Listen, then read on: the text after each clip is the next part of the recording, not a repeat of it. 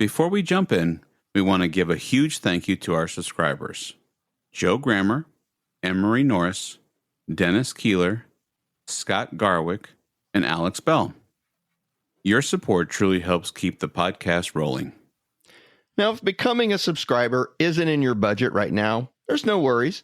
The best way you can still help us out is by leaving a 5-star review on your favorite podcast platform. It only takes a minute and makes a big difference in helping others find the show. Thanks for being part of the ride.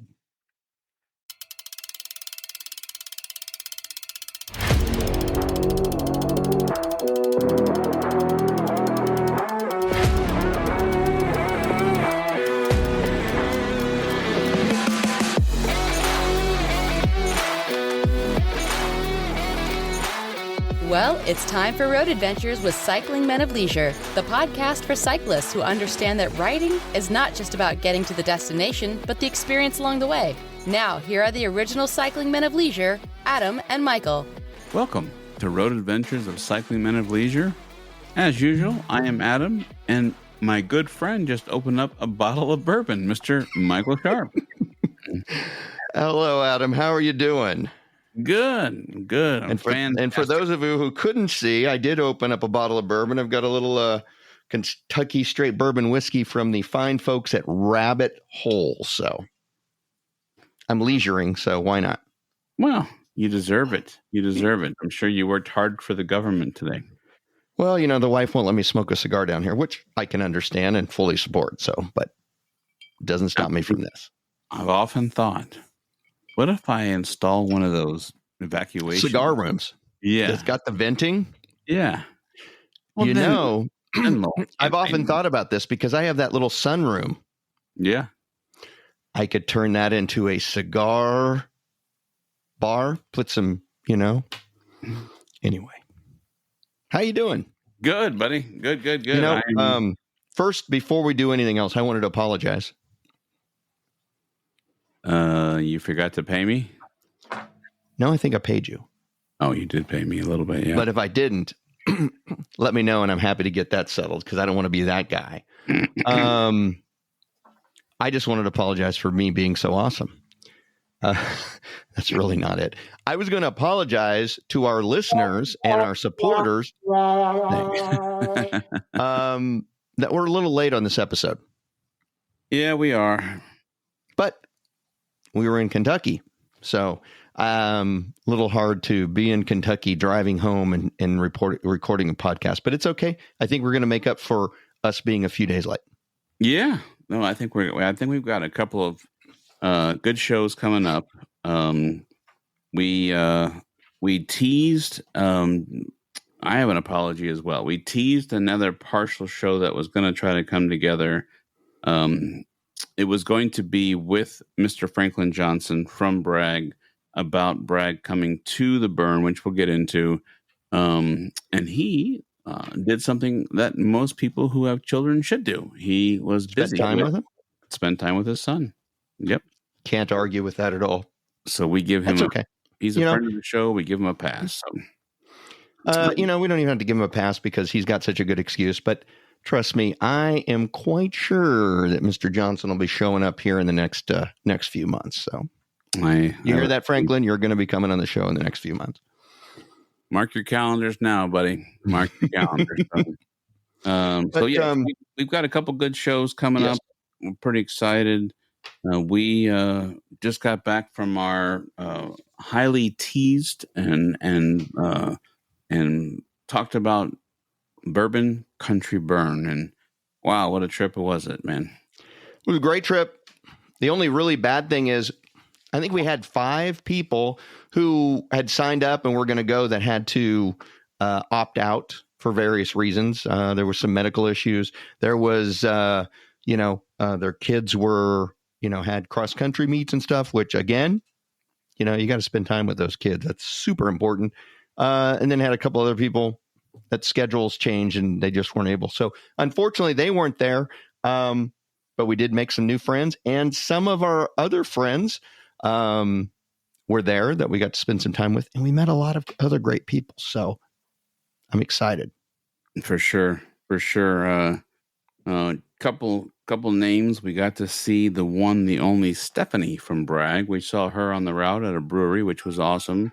John from Georgia, Michael and Ben. We sat with them, and just a couple names right away. So if those individuals were tuning in, we saw some other people as well. We'll get to that, but I want to say Michael has been a listener, if I remember right, almost from the beginning. Correct. And he is one person who's been a listener and a very avid supporter of ours, but we had never met before. He's been listening to our show for like 3 years. We'd never met him before. Brought his son. We got to share a VIP experience with him, and it was fantastic. So I just wanted to say it's really cool when, he's sent us messages before, made guesses on our listener spotlight, and we hadn't got to meet him. So it was really kind of cool that finally we get to hang out and meet him and his son. And hang out we did. They followed us back to our camp, and we sat around the fire for a while. And you make that sound so bad. They followed us back to our, like they're like, hiding behind trees and stalking us. The wolves followed us back to the camp. It wasn't bad. I know you just made it sound like, they were stalking us or something. We had invited them. So, I mean, Well, they just don't know where we are. We had to drop a pin. We use technology, man. We use technology. I get it. I just wanted to, make it sound like we, they weren't like, hiding behind trees and shadows. And so anyway. And if you listen to the show, they were from Ohio. And we all got along. He even said, "I am from Ohio." I said, "Hey, I make no judgment." I should have pulled up the Ohio fight song, and we could have all sang along. Oh. Okay, I'm willing to compromise. We could have pulled up the Nebraska fight song and all sung along. Keep it neutral. Well, that's okay. You know what? Although, you know what? We did actually talk about doing a ride in Ohio. Our friend Lacey's done it before, but GOBA. And so that was a nice conversation. I think I've come a long way. I would actually add that to the list. You're willing to put that on the list now. And we ran into somebody else. We're going to talk about it a little bit later about another possibility that has been on our list that we've mentioned here several times. We met the ride director, and that may have moved up on our list a little bit, but we'll talk about that shortly. So let's get into it. Let's get into our adventure. So, dun, dun, dun. You and I decided to meet up a little bit early. So the Bourbon Country Burn is in Lexington, Kentucky. And then they do like a wagon wheel style where you're pretty much base camped out of Kentucky Horse Park Campground, or hotels nearby or whatever. But I mean, that's pretty much home base. But you and I said, wait a minute, there's all kinds of great bourbon. And you and your family had recently been to the Bourbon Row or Whiskey Row in Louisville. So you and I decided, hey, why don't we meet in Louisville, which I had never been to before. And so I arrived a little bit before you did. And you said, because you got like a 3-hour ride or something. It was 6, but okay. Whatever. Way shorter than mine. I'm just saying, I'm not bitter. It's just every single one of these rides we do, it's like, I got a 6-hour ride. And Michael, you've got a 9-10-hour ride? Enjoy. If you didn't live in Central Time, then you'd be closer to everything. Even if I did live in Central Time, it would have still been a long ride. Anyway, I'm not bitter. Not bitter. Here, I'm going to make it better for you. The way there was a lot shorter than the way home. Is that better? That is a true statement. Thanks for bringing that up. We'll talk about that too. So I only arrived about 3 hours before you did. And I mean, there I checked into the hotel after plenty to do there. Oh, yes. As a matter of fact, I remember checking in and the guy said, to the hotel, he said, what brings you to our area? I said, bourbon. I just came out and said bourbon. And he goes, well, there's lots here. So. And you had gotten us a hotel that's 2 blocks off of Main Street. Yep. And so that's where Whiskey Row is. And So you're welcome. I gave you the opportunity to go over and do some drinking. So where'd you go?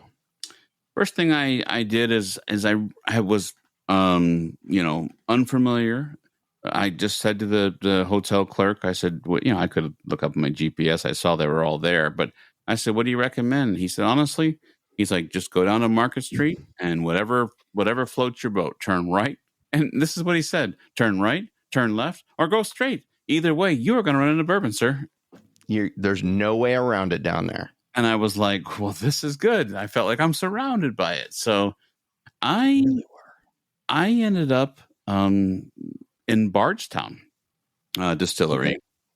And actually, just to clarify, that is not the distillery. That is the Bardstown tasting experience. There's I don't want to be misleading. There's two kinds of establishments down there that are around whiskey. You have the distilleries, and then you've also a lot of these places like Bardstown, which comes from Bardstown, Kentucky, which is an hour away, has a tasting experience. It's like a fancy tasting room. And it was beautiful. I mean, I walked in and on one side is a gift shop and the other side is like a bar. And then you could see behind that there's a whole area for tastings. If you've ever done a distillery tasting or a vineyard tasting, you got, someone stands in the front of the room and everything, but they offered, just, you could go get a flight of different whiskeys and bourbons that they offered.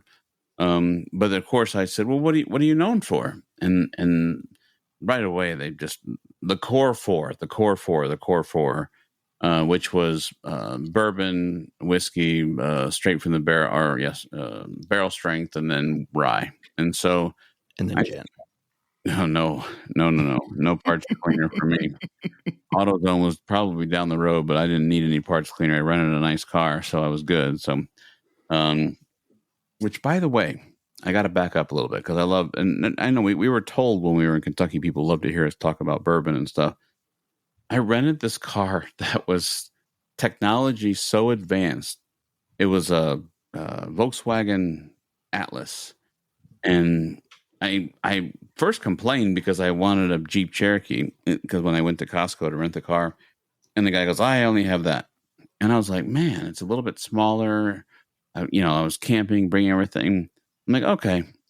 And man, I got to tell you, long story short, I know probably people have all kinds of fancy cars and gadgets and safety, but you and I both are very frugal. We don't buy new cars. We both agree on that. And so this car had not only lane assist, not only adaptive cruise control, but it had travel companion, or I'm probably misspeaking or whatever, but travel, what was there? Just a young lady in the car and she needed a ride, and this is the travel. Is that what you told your wife? That was a travel companion. Lauren, if you're listening, it was not a woman, but well, it sounds a bit. I could look at a travel companion.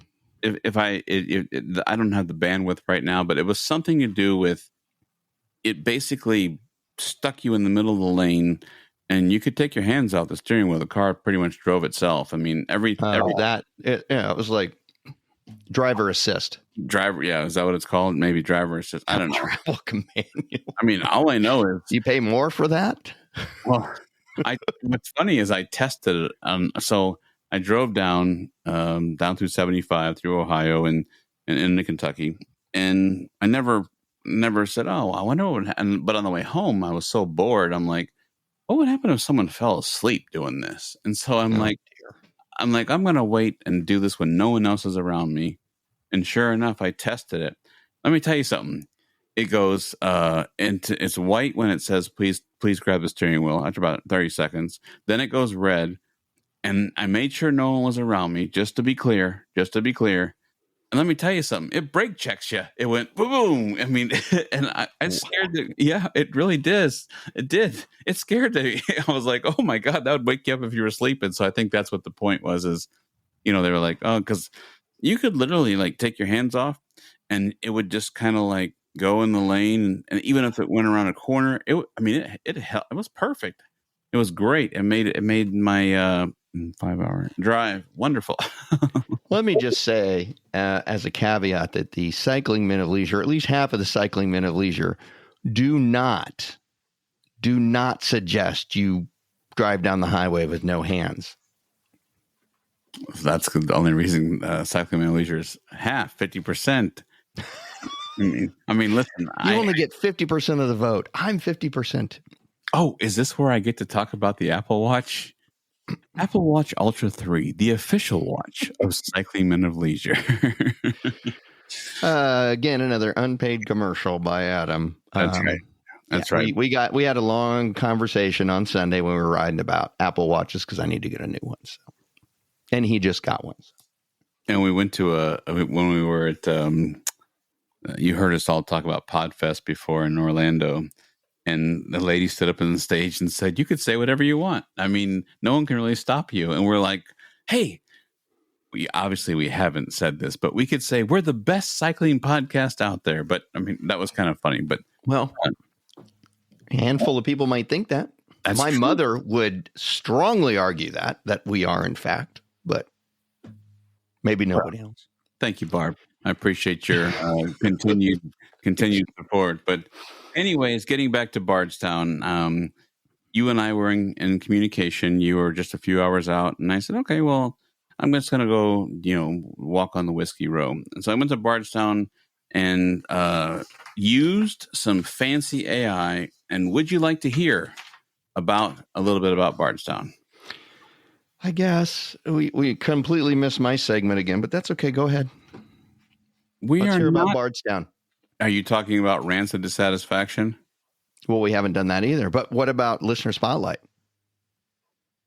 You've now drugged people through 15 minutes of your talking, and we didn't even do Listener Spotlight. But I'm sure you're... Hold on. I apologize. Ladies and gentlemen, it is now time for Listener Spotlight.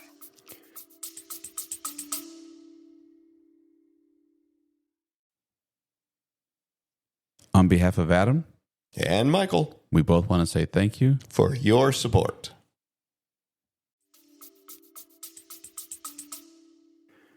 In case no one could figure out, working with Adam is like herding cats, but it's okay.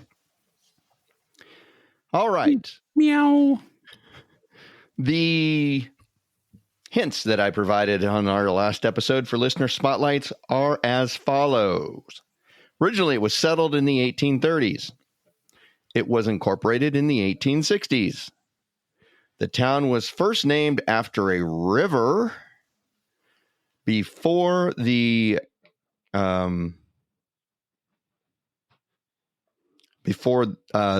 name was changed. I can't even read my own writing. Apologize. The community grew economically through lumbering, milling, and shipbuilding. In the first 3/4 of the 20th century, the city contributed to the naval fleet of the United States. The city contributed to fashion in the 1980s. It helped us understand Vogue.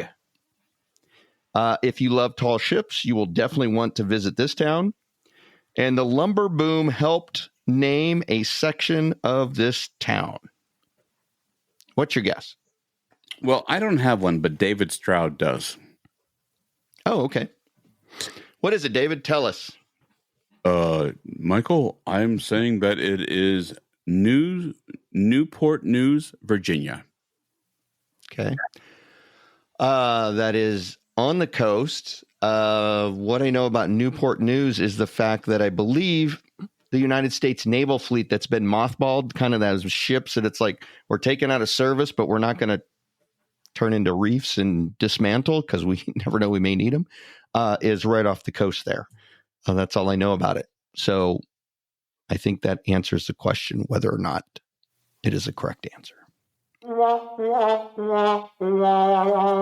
it was a good answer, and we thank you. This one is a little closer to Adam's home. Oh, no. Yes, sir. The listener spotlight for this episode is Bay City, Michigan. It's like right down the road from you, isn't it? Yeah, we actually rode in Bay City. I believe Odram ends in Bay City, doesn't it? That is correct, boy wonder. Wasn't there a band called the Bay City Rollers? Gosh, don't put me on the spot like that. Okay, I won't. I'm going to edit it out. Yeah, it was settled in 1831, incorporated in 1865. It was first named after a river before they changed it. It was Lower Saginaw. The community grew through milling, lumbering, and shipbuilding. And in the first 3/4 of the 20th century, it contributed to the naval fleet of the United States. They had a big ship construction yard there, which between 1939 and 1945, they constructed 154 ships. And those were minesweepers, destroyers, escorts, high-speed transports. Out of all those 154 ships, only 3 of those ships were lost during World War II. So they must have built them pretty good back then. The tall ships, they have a tall ship festival there. The lumber boom helped name a section of this town. There's a section of the town called Hell's Half Mile, and that's kind of where all the lumberjacks hung out. So there was a lot of bars, brothels, guys with axes fighting in the streets, things of that nature. I just made the last part up, but I'm sure it happened. The city contributed to fashion in the 1980s. It helped us understand Vogue. I thought this would give it away. No, nothing. About Madonna? Oh, yes. Madonna was born in Bay City, Michigan. So there you go. Perfect. So while you were reading, first of all, thank you, listeners from Bay City. Thank you, all listeners, but thank you, listeners from my home state, Bay City. Are the Bay City Rollers from Bay City? No, the Bay City Rollers were not from Bay City. They were a Scottish band from Edinburgh, Scotland. The band chose their name by throwing a dart at the map of the United States, which landed on Bay City, Michigan. Well, it could have been a lot worse. That's true. It could have been like falls on like Boaz, Mississippi. What are they going to be? The Boaz Rollers or something? I don't know. That's right. That's right. Anyway, now that you've let me do my thing, what were you drinking at the distillery or the experience? I chose the Core 4 from Bardstown, and I have some information here if you'd like to hear it. Hit me with it. All right. So, Michigan recently got Bardstown, or at least I will say it started showing up in the liquor stores where I would go, and I think that's just because we were Johnny come lately to the pile. I think it was many other states before, but they were founded in 2014. Although the construction began in 2016, the distillery, unlike most Kentucky distilleries, it embraced a custom whiskey production program, distilling from many other brands and startups. And so thought that was very interesting. And the reason why is once we get into our tour that we took, I wanted to show the contrast of the difference. The contract collaboration distilling model attracted a well-known whiskey company that wanted consistent, high-quality products, but didn't want to own their own distillery. If I can stop you, yep. What you're really talking about is they distill for other whiskey brands. Is that correct? Correct. Yeah. So they're like a mini MGP, multi-grain product company that if I wanted to distill liquor, I could go to them, tell them what I want the mash bill to be. They would distill it and store it for me. And then I could then take it into my facility and bottle it. Not only is that absolutely correct, while I was talking to some of the people from the program, from the tasting experience, they also help out people like you and I. Let's say you and I have this passion of saying, hey, we really think we could have a mash bill. Yeah, and then they will make it for us. I mean, under our name and under their name, but with the understanding of the collaboration together. And then so if it completes. Now I have to back you up again because you lost me there. I could bring them the mash bill. They would make it under their name and it would be with our collaboration. That's correct. They are doing that because a lot of people, guys in their garage have tried little mini batches and thinking, "Oh, this is really good," but they're just not big enough. And so, in the beginning, they no longer do this, but in the beginning, they were doing that. I was getting excited. We could have a cycling man of leisure or men of leisure collaboration whiskey. We could do a barrel pick. We could. That's on my list. So, in 2018, they switched. Bardstown began releasing bourbon under its own label, and then their style is blending innovation, mixing their own young whiskey with older sourced bourbons and rye to create a unique flavor profile. So let me guess, they use MGP, don't they? Yeah. Yeah, I thought so. Okay. Yeah, I was. See, you're pretty quick. You're pretty quick. Yeah. Well, it did start. It's like, and then they released their own whiskey. It's like, well, where have they been getting it at? And so MGP is like the big maker of bulk whiskeys for distilleries and things. So it only stands to reason. So if you are a Bardstown customer or fan and did not know this, the Fusion series. And I'm going to grab something real quick. Of course, you have the Fusion series, I'm sure, on the rack there. I do. Right here. Okay. There's the Bardstown Fusion. Now, to be fair, I did not buy this there at the tasting experience. My favorite mother gave this to me for Christmas. But she would be my favorite mother, too, if she was buying me bourbon.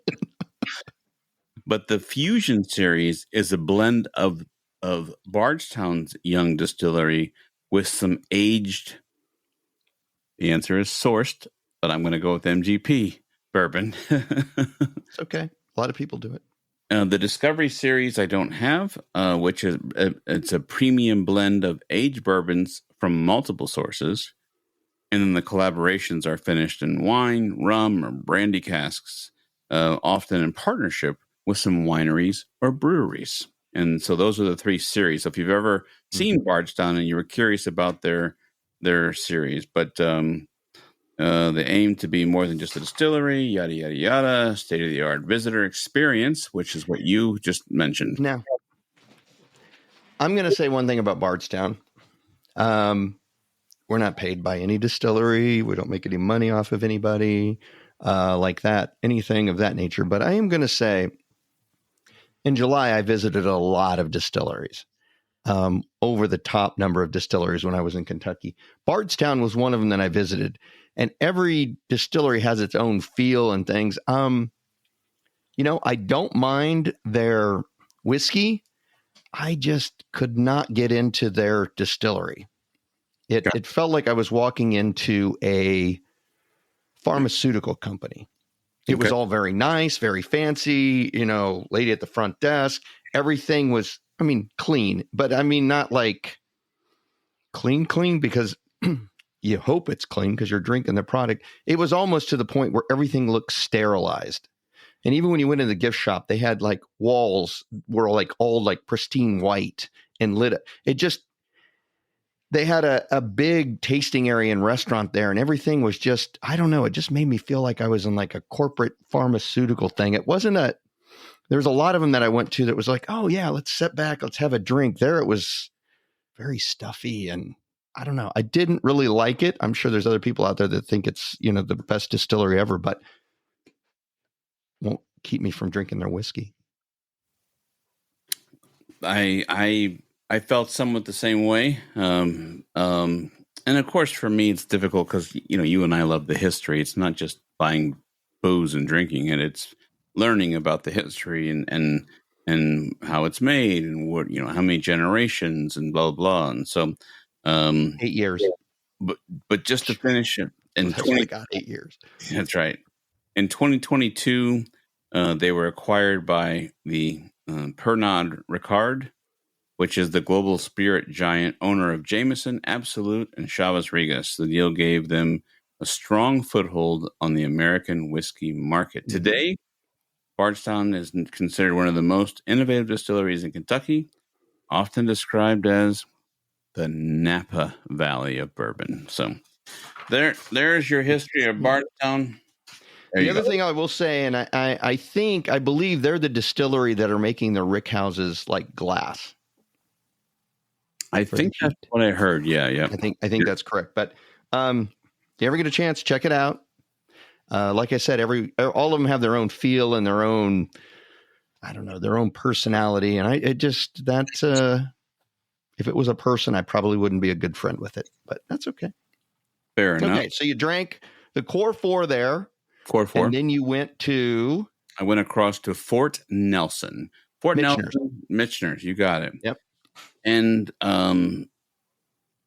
I got a pretty good education and or schooling when I was there. It was a very different experience. They had a bar on the second floor. I just asked if I could taste it. I mean, behind me on this cabinet, as you know, and if you're on YouTube, there's you'll see lots of bottles here. If you're not on YouTube, picture a big shelf with lots of bottles.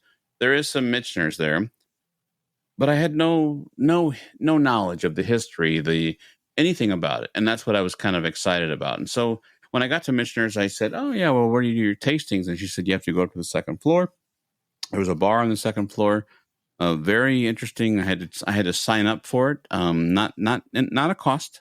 Not until I got upstairs, but I had to sign up for a lady, and then of course once they called my name, then I got to ride the elevator up. Very private feel, like exclusive to be able to be called up. And then I actually was assigned a bar stool. You were not pretty much free to roam. You were pretty much assigned where to go. And this sounds like prison. I mean, from the movies that I've watched, still set here. I was like, don't go anywhere. It's right here. Talking about our prison careers here. So, and then Michael is very aware, but I love my Manhattans and old fashions, and that's kind of my deal. And so the bartender came over, and I said, she said, "Have you ever had Michter's before?" And I said, "Yes." And she said, "Well, what are you going to have?" And I just said, "I'm going to have a Manhattan." Anyways, I started asking about the history, and the first thing she says to me is, "Well, we have roots that go back to 1753, but that closed a long time ago, and we're completely different now." And that's it. And then she just walked away, and I'm left there going, "Drop the mic." Whoa! I go, "You can't do that." And then she's like, "Well, hold on one second. I've got some other customers, and I'll be back." I don't have time. Yeah, I mean, basically that's what happened. And then long story. I'm like, I don't understand. And so they should have had a video and say, "We'll sell you a video." Yeah, exactly. But she gave me a little bit of history, but I'm going to murder that. So I'm going to go with what I found online to try to keep me on track here. So the original roots trace back to 1753. They established in Pennsylvania. That's why it's one of the, if you ever see the bottle, it's one of the oldest distilleries in the United States. During the Revolutionary War, they reportedly supplied rye whiskey to George Washington's troops at the Valley Forge. They didn't have any food or very little, but man, we had some rye whiskey. Well, it's just like the Bottle and Bond Act. I mean, the priorities was whiskey before it was food. So, I mean, but then ownership changed several times through the 1800s. By the mid 1900s, the distillery became known as Baumberger's Distillery, and that's important because you're a history guy. So hold on one second here. A well-regarded producer of Pennsylvania-style whiskey. And then in the 1950s, they renamed it Michter's. Now, you got to bear with me for a second. If you ever wonder how Michter's got its name, it's not great. But then again, it was 1950, so there wasn't a lot to do. But wasn't a lot to do. So Lou Foreman renamed Michter's from Baumberger's by combining the names of his sons, Michael and Peters. So he took the M-I-C-H out of Michael, and he took the T-E-R from Peter and made Michter's. That's weak. I mean, it's cool. It's just, I don't know. I think Peter got jacked in the whole situation, but that's okay. I told you there wasn't a lot to do in 1950. So, Come on, 1950, they were out mowing their grass and, with the push dress mower. pants and a collared shirt and Why the wife was inside making dinner. That's right.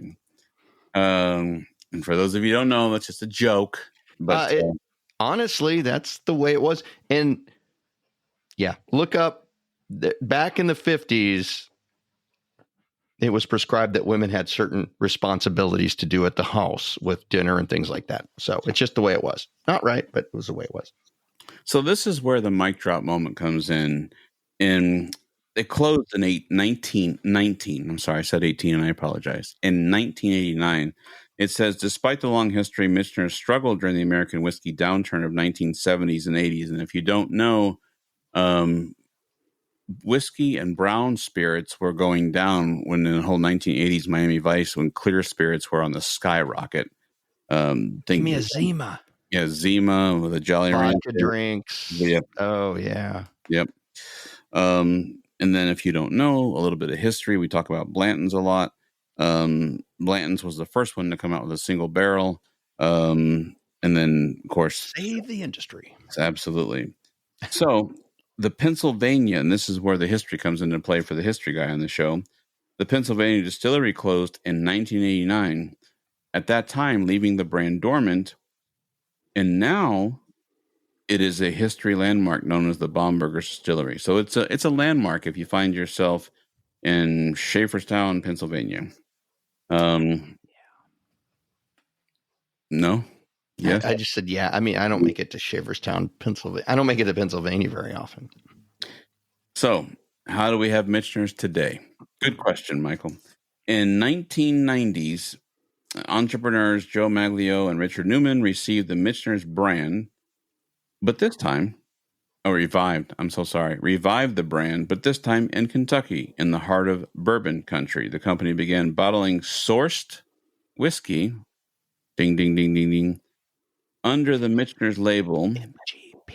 You got it, while laying groundwork for a permanent home. In the modern Michter's as we see today from 2010 and on, in 2015, it opened up its Chevrolet distillery in Louisville, Kentucky. And in 2019, where I was, it opened up the Fort Nelson distillery. And at that one is not just a tasting experience. They do have a small production there. Now, from my understanding, from talking to all the staff there, they have about 1 barrel a day that they make there and then age. So that's because most of the things that are named distilleries on Whiskey Row aren't actually distilleries. I mean, they're distilleries, but there's not any production being done. There's like 5 or 6 that there is, but then there's so many other ones that they're not producing anything here. But that's cool that they, even if it's just a token barrel, that's cool. And finishing this up, today Michter is known for its premium bourbons and ryes, often released in limited batches. Popular expressions include the US 1 bourbon, US 1 rye, US 1 sour mash. And that was in honor of the pre-prohibition style of whiskey, was a sour mash. They have a 10-year bourbon and rye and 20-year bourbons. And Michter is now considered a luxury bourbon brand, often praised by bartenders and collectors. The brand ties its modern whiskey operations to Pennsylvania roots, making itself America's first whiskey company. There you go. There's Michter's. Those were the two. And then I met up with you. You should have took a picture at Michter's and sent it to our friend, who's a huge Michter fan. I should have. You mean here? Yeah, he loves Michter's, so maybe we need to do that anyway. And then you met up with me. We went and had dinner and had another drink. But I just wanted to let people know, when we speak of Whiskey Row, if you're ever in Louisville, definitely spend some time on Whiskey Row. There's a very nice museum down there at the start of what they consider Whiskey Row. That has the whole history and evolution, and they got a great gift shop, by the way, whole history and evolution of whiskey and Kentucky, and they got some great displays. You go across the street from there. We've mentioned it before. They have the Louisville Slugger Museum and Factory, which is good. And then they've just got throughout the area, they've just got all these different distilleries and tasting experiences. And really, Whiskey Row originally started out as the 100th block of Main Street. And they had basically built big warehouses there back in the 1857 to 1905 to house whiskey that was coming in from the countryside, so then it could be shipped out to other destinations. So it was basically a big warehouse district. Over time, that's extended to basically 2 acres and includes distilleries like Angel's Envy, Kentucky Peerless, Michter's Fort Nelson, Copper and King, and Rabbit Hole, just to name a few. But it really started out as that 100th block was just a big warehousing area that held whiskey. And since that time, it's kind of evolved. The 100th block of Main in Louisville now not only has restaurants and apartments, but that is where the Old Forester distillery is, which we did not go to, but it's there. No, I think so now you know. Yeah. The only other thing I thought would be fun to mention was the Hereafter bar. That was interesting. You and I had dinner, and then as we walked out, we saw these ladies coming out of this building, and they were laughing, and they said, "You guys got to go in there." And we're like, "Well, what's in there? Is that like a secret bar?" And she goes, "Kind of felt like we were going to get mugged. You guys need to go in there." You go in, and then you ain't coming out. Give us your wallets. So she said, "You got to take the elevator down." So we're like, "Okay, well, I'm intrigued." So we take we're just idiots. Okay, let's do that. There's no signage or anything. It just looks like you're walking into like a business, like the side entrance to like a business office or something. It's just a hallway, and you go around the corner, and there's an elevator. And we're listening to these 2 ladies that seem like they may be a little tipsy, and they're like, "Yeah, go in there and take the elevator." And of course, we're like, okay, let's just follow those directions of 2 strangers and take an elevator downstairs. And, we're going to wind up missing a kidney or whatever. Now, hold on. There was a marquee outside that talked about drinks downstairs. Yeah, it talked about drinks, but there was no sign on the front. I mean, anybody could set a little, what are those A-frame boards out front and go drinks downstairs just to lure you down. I believe that is called a sandwich board. So. Is it a sandwich board if you're not wearing it? Sandwich boards are what they wear. People used to wear. Just like a little, anyway, sidewalk A-frame sign can just be moved. Probably came from down the street. We don't know, but we just walked in and took the elevator downstairs that these 2 somewhat drunk ladies told us to do. Not my first time I've done that. Anyways, I digress. We get downstairs, and we were safe. Obviously, here we are today. The men of leisure are just fine. It dumped us out in this hallway, a little short hallway, and it opened up into this rather small but very quaint, very intimate bar. Named, what was it named? Hereafter. And they had pictures of old black and white pictures in the oval frames, things like that. And we just happened to be there on open mic night. Was it we happen to be there, or was it every night open mic night? No. Just that night is open mic night. Okay. Because we were there on Wednesday night, Thursday night, whatever night it was. The next night was burlesque night. So it's not open mic night every night. Okay. Because what was his name? Blue Murphy. Blue Murphy runs the open mic night. That's his actual name. It was an interesting place. And it was cool. It was. They had good drinks. Yeah. The only thing I was going to mention is like somebody would go up and sing, and you thought, oh my gosh, I want to kill myself. It's a sad song, like my dog's on the porch and I don't have where to go. And then the next, it wasn't any country, but then the next song would be, wow, that's really good. I mean, that guy's great. And so we kind of got hit with the back and forth. So yeah, some of the people doing the open mic night everybody that did open mic night was legitimately could do open mic night. We didn't have anybody up there like me trying to sing, Sweet Caroline or something. It would have been disastrous, but it would have been great for a YouTube or TikTok video. I did not sing, but we're at a bar. It's having a good time, and they're singing these really slow songs. It's like, come on, pick it up, give us something to pick it up. Yeah. But then when Blue got up there, he did some Johnny Cash and some stuff like that, and got the thing rolling a little bit. So it was a good night. It was. That's pretty much all I have. I mean, from our first day, and then we got up in the morning, and you, sir, you procured us something special.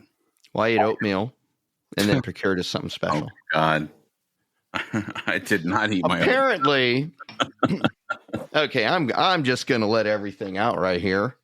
Clearly, you're not going to let me do rants of dissatisfaction today because you're spinning all the time. So I'm going to let it out. When I met Adam, he was walking home to the hotel. I picked him up, got in, got everything, my luggage moved upstairs, all that kind of stuff. And then we went out to the, grabbed a burger and that kind of thing. And then ended up at the Hereafter and what have you. But he said that he had been to Michter's and that he had been to Bardstown. It's like, okay. And you said you had a tasting at Bardstown, which I know, tasting's not that much. And then you said you had a drink at Michter's, and we had a drink there. And the next morning we get up, it's like, oh yeah, hey, let's go grab breakfast. So I get this big bowl of oatmeal, and Adam gets his bowl of oatmeal, and he's just sitting there and he's profusely sweating. Literally, he brought a towel with him. And he's like, and the oatmeal's just sitting there, and I'm eating away, and I'm like, what's going on? He's like, I'm not feeling so well. So we went back upstairs. I had some stuff I had to do, and he took a nap, and then he was feeling better. Well, later in the day, I realized that he had this sample, but then when he went to Michter's, he had 2 full drinks at least. Mm-hmm. And then I was coming by, and we had a couple drinks at the bar, and then so I was like, what's going on? But I didn't realize that you had sampled as much as you had sampled. So you were a little slow that morning. But the good news is you got your nap in. And then I had visited Kentucky Peerless, which is at the very beginning of Whiskey Row back in July. And the guy was nice enough. I was talking to him. It's like, yeah, I'm going to be back. He gave me a certificate for 2 free tours. So I was like, well, if you want to do it, let's do it, because it's a really good tour and the people are very knowledgeable. So we went over there, and you got to experience behind the scenes at Kentucky Peerless, which was a whiskey that you and I hadn't tried up until, I believe, 2 years ago. You brought a bottle to Bourbon Country Burn. Yep. And I think that's the first time I had tried it. I believe you said that was the first time you had tried it too. Yep. Yeah, I actually had bought the bottle. It was recommended by a beverage manager, and he said, "Oh, this is something special." And I said, "Okay, great, thank you." And then he's like, "Oh, okay." And so we opened it up. That's the first time I had it. And so the tour is fantastic. They give you the full history of, this is an old brand that kind of died away, that the great grandson of the original founder brought it back, and they are very proud. Every whiskey company out there has their own identification number, and it's DSP, and then the state they're in, and then a number. And in Kentucky, it's kind of an honor thing to have the lower numbers. Well, Peerless is DSP KY 50, which means they are the 50th whiskey producer or spirit producer that was granted a license in that state. And this goes all the way to back when they started granting license. Now they're over 250,000 or something. It's a huge number now, but they hold number 50, and they're very proud of that. And that's part of their tradition. Corky Taylor is the grandson. Him and his son is the one that kind of brought this back. And they had to do a little fighting to get that number, because anytime distilleries are brought back, they're typically just issued a new number. and he knew that was important. But what is interesting about Corky is two things. Number one, actually three things. Number one, they talk about his father, who had went to military school and all this kind of stuff, who was in fact the aide de camp to Patton. And just before Patton had his accident, which then led to his subsequent death in Europe, he had given his grandfather one of his pistols that he carried with him. That was one of Patton's big thing. He always had I believe it was 45. He always carried it with him. It was always a big thing. He actually gave it to his grandfather because his grandfather, he had respect for his grandfather. His grandfather, I believe, was like a lieutenant colonel. And this is all a true story. I mean, it wasn't just made up, because actually there's a famous picture of Patton that they had on the wall that showed General George Patton out there, and right next to him is this guy's grandfather. And so it's cool because a lot of times when military people come in, if Corky's there, he'll pull the gun out and show it to him. And he gets invited to a lot of big military things where, there's top brass there, because everybody wants to see and touch, General Patton's, gun. And so that was cool, telling that whole story. The second thing that's really cool about Corky is that he is actually in the distillers, in the Kentucky Whiskey Hall of Fame, which gives him even more, kind of elevates his status. But the other thing that's really cool about him, and he does it on a regular basis, is if he's in the office a lot, he walks around a lot, he actually tries to come into each tour and just say hello, talk to people, find out where they're from, that kind of thing. And that was really cool. He did it in July. And then when we were sitting in there tasting, he came in and talked to us a little bit about, things and asked us where we were from. So it's really cool, because if you go on these tours, I can maybe tell you one or two other times that the actual owner or master distiller has came out and talked with us. And both of those times it was on a very, very small, regional distillery. These guys just, distribute nationwide. So it was just a fun experience. At least I had fun. I think you had a good time. I did. Yeah. So, but yeah, it's definitely worth the price of admission, which in our case was free. Piggybacking off of what you said about Whiskey Row, and a lot of them are experiences, the neat thing about Peerless is they are actually distilling right there. So they claim currently on Whiskey Row, they're the only ones who are grain to bottle craft. They're calling themselves like a craft whiskey, which I really thought was really interesting. And so if you've never seen a Peerless bottle, one of the really interesting things is it's shaped after the pot still, or not like Willet. Willet, if you've seen Willet, it looks like a pot, pot still, but this was shaped in honor of that, which I found very interesting. I like that kind of stuff. So yeah, they are the full operation there. That is the only place that they distill Peerless, not like Michter's where it's distilled, but they also do a little distilling there. Full distillery right there. And they actually created put their distillery in an old building that used to be, among other things, they used to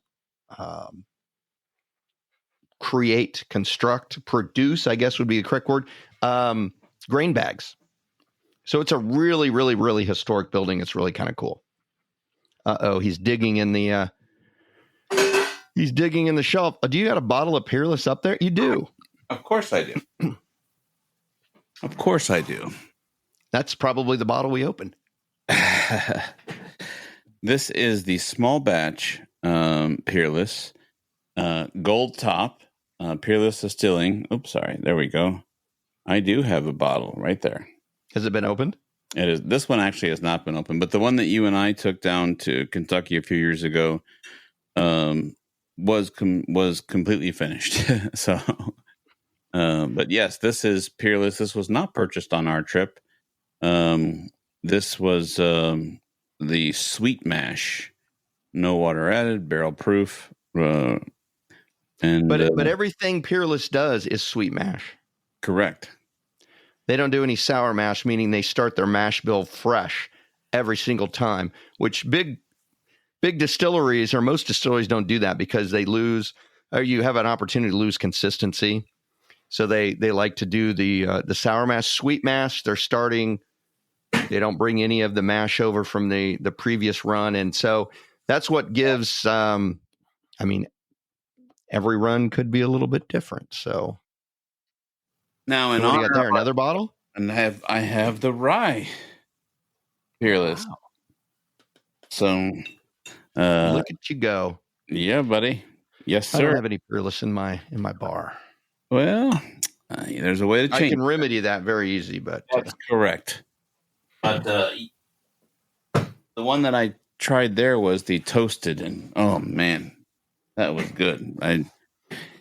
But we'll add that one to the list, maybe to add to the bar collection. Bar collection. Bar.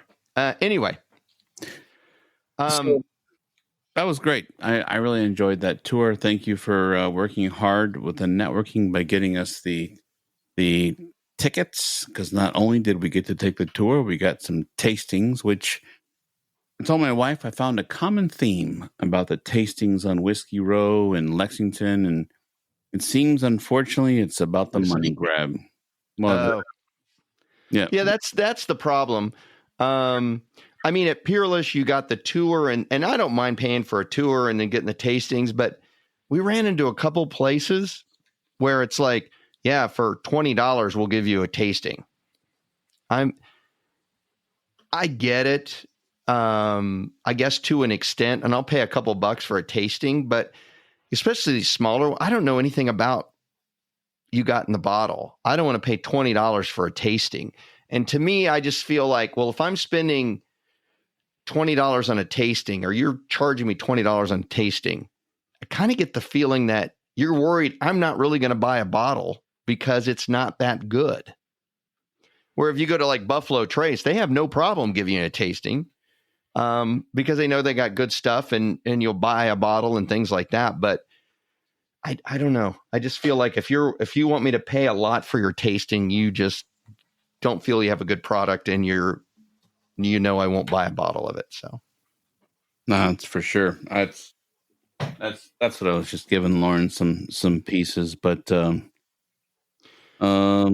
basically to let people know, this is going to be a 2-part episode because we still got the rest of the weekend to talk about. What? We didn't go home after that? No, well, no, we didn't. We went and we actually did some cycling and some sampling, and have a whole bunch of other stuff to chat about. So after we did all this, we then went back to Lexington, or we went to Lexington, about an hour away. The horse park got checked in, put up our camp so we could do it in the daylight, because we had reservations for a very interesting place. That's correct. Lexington, which is, I will say, 2 blocks down from Transylvania University. Real place. I didn't just make that up. I can confirm. He's not lying there. I got pictures. So do we want to get into that now, or do we want to save that for next one? Well, because I got another listener spotlight. I'll tell you what. Why don't we talk about the speakeasy, and then get into the listener spotlight, and then episode 2 will be we got some live clips, and we've got some other things, and so I think we did get a lot of live clips, which will be cool. Not just with us, but different areas and different situations, so it'll be kind of fun. We had a fireside chat, which was actually literally by the fireside. So we had reservations to go to the Speakeasy, and I had found out about this when I had been there with my family, but I hadn't went.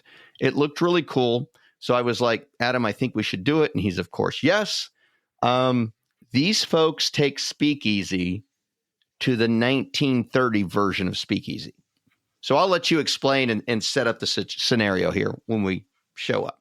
All right. So first we park and we walk in, and it looks like I don't know. It looked like a.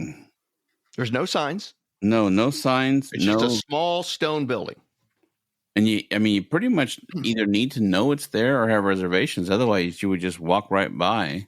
It's right on the edge of commercial or retail areas, but then the building next to it and the building across is like residential houses. So it's like, looks like could be like some business that does warehouse, but there's no signs on the wall. You wouldn't even know it was a business, which I guess is the point. So we take some pictures from the outside because, we're tourists. So we walk in and picture a room about 5 feet by 16 feet of just books, floor to ceiling. Shelved books. You don't see a door. You don't see anything. It's just books. And there's a sign about... And they're real books. They were. You actually picked one up. And so they weren't like glued or screwed or anything to the shelf. You picked one up. You're like, huh. I could have took that and read it. So then we saw a sign about 4 inches by 3 inches that said, please ring bell. And so I'm looking around, and sure enough, behind me, like an old doorbell, it was right there. And I hit it and it went, ding dong. This is a common theme. People tell us to do something, we just do it. Damn the consequences. We're just ring the bell. Okay, hey, go down there to the elevator and go. Wow. We are just waiting for crime to strike us because we'll just follow directions from strangers and signs. And you could hear the bell, and it was behind a wall. At that point, I was like, oh, okay, there's the magic. Obviously you could see where the building was before we walked in, and then all of a sudden a guy who looked like Harry Styles came out and said, literally, he looked like Harry Styles. He did. And he came out and he said, do you have reservations? And we were like good tourists. Yes, we have reservations. And he went back in and shut the door. We don't like your kind. I'm like, well, okay, that didn't go as planned. And then he came out and he said 6:30, and we said 6:30, and then he shut the door again. Then he came out and he said, okay, come this way. And once again, in a common theme of the weekend, I got assigned to Barstool. No, you two down here. And I actually confused. You knew where to go. I said, no, he meant here. And you're like, no, he meant here. And so with me, you were wrong. Oh, I was right here recording. And so we sat down and very interesting. You asked me what I first thought. And when we got there, there was a cocktail menu, but then Aubrey, who we met, she started asking you what you liked, and you're like, well, I don't know. Let me see the menu. And then she's like, well, is there a flavor you're looking for? And you just came right out and you said, if you say the word gin, I'm out. And so she explained that, and you did something a little risque, and I'll let you talk about that. I went with something like I don't know, I guess they'd call it a Belvedere, but it was cognac and stag bourbon mixed together, and then what a presentation of like spritzing the top with vodka and just for presentation and to kill the bubbles, and rocks glass and cube ice, and what a cocktail. It was amazing. And you, sir, you took a leap. Yeah. Well, you know me, I'm a high roller, as defined by the Edison at Disney Springs. Oh, don't. Oh, yeah. I have a coin to say that I'm a high roller. Okay. Light the bar on fire. I'm that guy that's like, give me the drink that's gonna, hey, they did light the bar on fire for me. But anyway, here, I couldn't figure out what I wanted. And there was this bartender's choice, dealer's choice, whatever. I think it's called it bartender's choice. And I said, what's that all about? And she says, you tell us kind of what you're looking for and we'll make you a drink. And I was like, what the heck? Dealer's choice, I'm in. And, I explained, I like the whiskeys, I like the bourbons, more into not rye. She already knew about the gin. And I don't remember what she called it, but the other lady there made me this drink that was just incredible. And the presentation was so much part of it. I mean, number one, they had everything in there is like wood. Ceilings are wood beam, wood paneling. It looks like a gentleman. Whoa. Yeah, I was going to wait a minute. Let me not say that. Whoa. It looked like a 1920s men's club. You know how they would we go to the club and we smoke and we have our cognac and we talk about things of the day, dark wood. The bar was beautiful, leather seats. It wasn't that big a place, but it was just, the presentation was incredible. There was one drink and we get set at the bar. So they're making it right in front of us and we'd be asking them questions. And there's one drink, she would reach into this little thing with her tweezers and she would put a dried rose in the middle. And another drink, she put 3 coffee beans in a little design thing. And she didn't get the one right. And she took it and threw it away and pulled out another one. But it was just really cool. And the drink I had was fantastic. If they would have served food, which they didn't, she told me she could make me a gin drink that would change my mind. They didn't have food and I was getting hungry. And it's like, the last thing I want to do is try that on an empty stomach. So I passed on that, but it did intrigue me. I would have, if I went back, I would just walk in the door and dealer's choice, whatever. It was a really neat place. I mean, they created the whole, you felt like the only thing missing was a little slide thing on the door and having to have a password.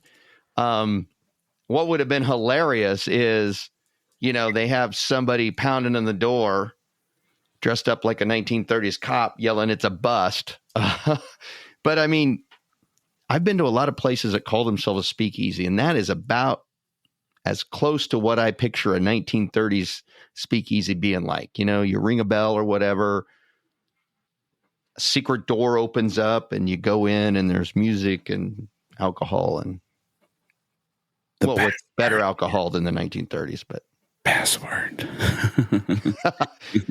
Do you know, I was waiting for that guy to come out a third time. Do you have the password? Yeah. No. He goes back in and shuts the door. I know. But every time the doorbell would ring from other people who had reservations, I'm like, it's the cops. And it's the cops. But it's a bust. But what's funny is they had a camera in there. So when the door rings, they could go over and they could see, how many people were in the party and things like that. But yeah, it was a fun experience. I'm glad we went and did it. One of the neatest things for me is just, the reason why we do this show and the people we meet along the way and things that we do. We were sitting there and they were asking us, 2 of the bartenders were asking us, oh, what are you guys doing here? Are you here doing the bourbon? I'm like, well, actually, we're here doing the Bourbon Country Burn. And she's like, oh, yeah. And she's like, your ride is going to take you right by my bike polo. And I was like, oh, you do bike polo? And she's like, yeah. And I said, oh, we did an interview with this guy named Luke Box. And she's like, oh yeah, I know Luke. And she's like, oh, and she's like, I'd like to hear that. And she goes, will you send it to the Lexington Bike Polo Instagram page? And I was like, yeah, I could do that. She's like, yeah, I'll give you a follow. And I don't know. Sometimes when people tell me things, I just think maybe they're trying to be polite, they're trying to be nice or whatever. I think we've gotten 5 hits off of that old episode since that time. Seriously.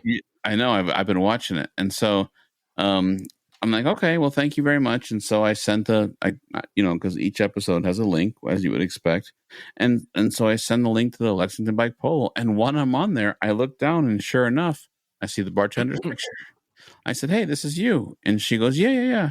And so and Michael says, I don't think we have bike polo by us. And she goes, yes, you do.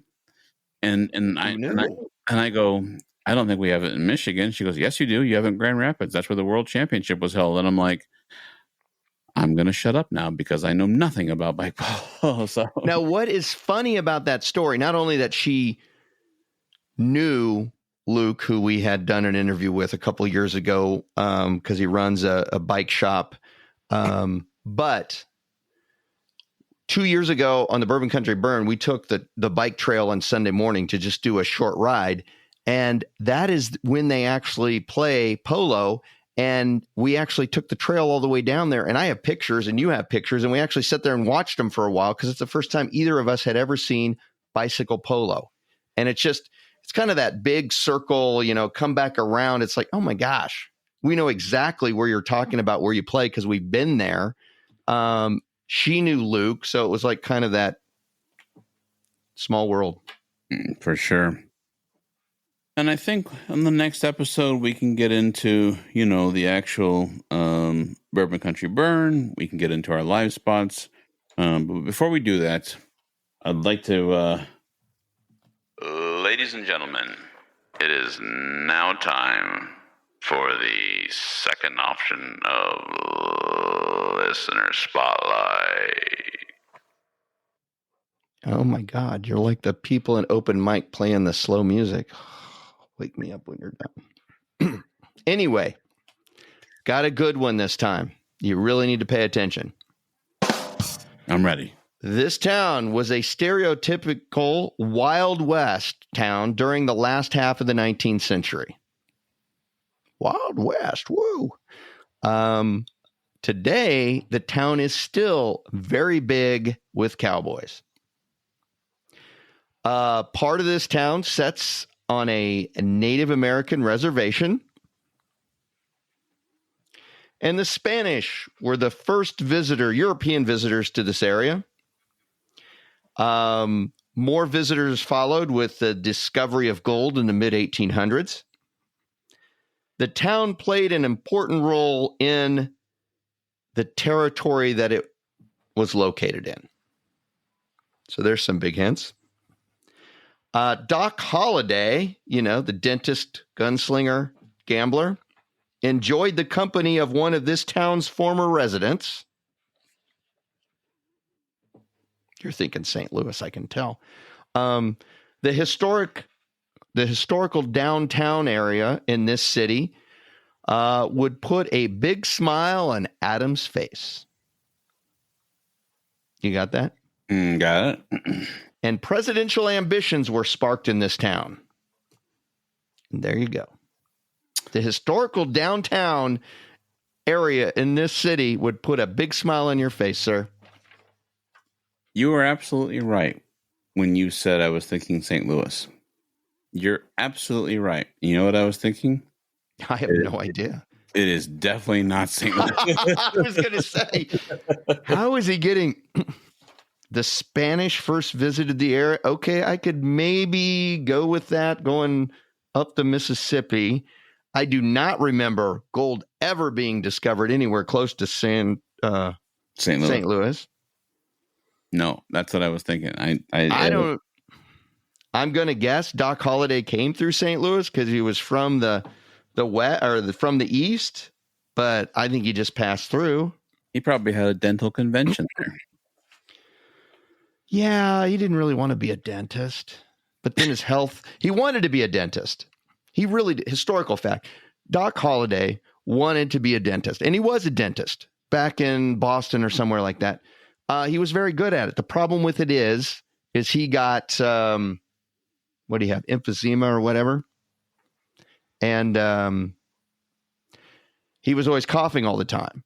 And so who wants to go to a dentist while they got your mouth open and they're doing this? They're hacking away and stuff like that. It wasn't emphysema. It was the other lung disease consumption or something. But so he wanted to be a dentist, but people didn't want to hang out with a dentist who was always, coughing and sickly. So then he moved out west, got him some cards, got him a gun. And it was a dry heat. He didn't have to cough out there. That was the idea back in those days, is if you went into a dry climate, and the dry, lacked humidity and stuff, that would in fact help you. Well, it didn't, but there you go. It's not St. Louis. Thank you very much. One of these days I'm going to do St. Louis, and you're not going to guess St. Louis. You're like, I'm so sick and tired of saying St. Louis, and then it's going to be St. Louis. No, I think I might catch on. No, because you know what? Here's the problem. I know what you know about St. Louis, and I will make sure I avoid those topics. Okay. So see, it's kind of spiked against you, but maybe I'm wrong. I'm not going to bring up, but anything about the airport, who used to fly out of that airport, anything like that. My father? Your dad? Well, no, that would make it too easy. But somebody before your dad, very famous, flew out of that airport. Lindbergh? Charles Lindbergh. In fact, they have the old Spirit of, well, not the, but a replica, at least I used to, hanging in that airport. I know. So anyway, I know. There you have it. We'll see what that answer is. Ladies and gentlemen, we will get part 2 out, which will put us right back on track. So, question being, what did we really do at the Bourbon Country Burn? How far did we ride? What whiskeys did we try?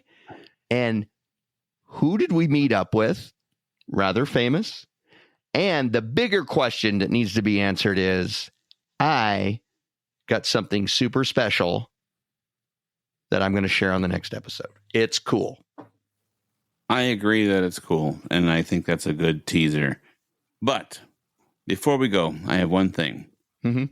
Do you know who Joe Grammer, Emery Norris, Dennis Keeler, Scott Garwick, and Alex Bell are?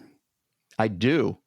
You do? These are 4. Yeah, these are 5 people who have at least once been kicked out of a Red Lobster. I don't know. Just take my word for it. I mean, I don't know where I came up with that at, but yeah, it could be. That would be a good, from eating too many of the cheese biscuits? Well, no, probably from getting a little carried away on the bottomless shrimp thing that they used to have, or the endless shrimp. Oh gosh, I remember that when my parents, my dad We're was going to have to ask you guys and ladies to leave. My dad was at Scott Air Force Base in Belleville, Illinois, just down the road from Lambert's International Airport, where that Spirit of Livingston plane was. And I remember the endless Spirit of St. Louis. Thank you very much. But that's Spirit of St. Louis, but yes. But I remember going there, and then it was supposed to be endless. And after like 3 plates, they're like, okay, well, thank you for coming. Like, whoa. No. So, which in the last 5 years is what's caused Red Lobster to run into some financial problems, is they're, having too many all you can eat type things. But Joe Grammer, Emery Norris, Dennis Keeler, Scott Garwick, and Alex Bell are VIPs. They are monthly supporters, and we thank them. You can be just like them multiple different ways. You can get kicked out of a Red Lobster. That's one. Yeah. You could be just as cool as all 5 of them are. And you could be just like them by being a sponsor of Cycling Men of Leisure, the Road Adventure podcast. Our show helps. Actually, we gave it all back to our Bragg team, but it's okay. We're not here to make money. No. But help. We just don't want to have to down the road spend thousands of dollars to produce the show and all that. So, and if you can't do that, I'm begging you, wherever you listen to your podcast, could you please leave us a review? It helps the show get caught in algorithms. Every review that is left, believe it or not, helps things get picked up. And so if your finances are like, buddy, I ain't paying you, I'm just listening to you. Okay, I get it. But if you could just spend a little bit of time and leave us a review, I'd thank you. I was caught in an algorithm once. It was bad. Yeah, you had to change the tires. You're like, oh my God. Ladies and gentlemen, with that being said, we did have a great day for a bike ride. We did indeed. Thank you for coming along with Adam and Michael on Road Adventures with Cycling Men of Leisure. If you have enjoyed this, please subscribe to the show on the podcast app of your choice.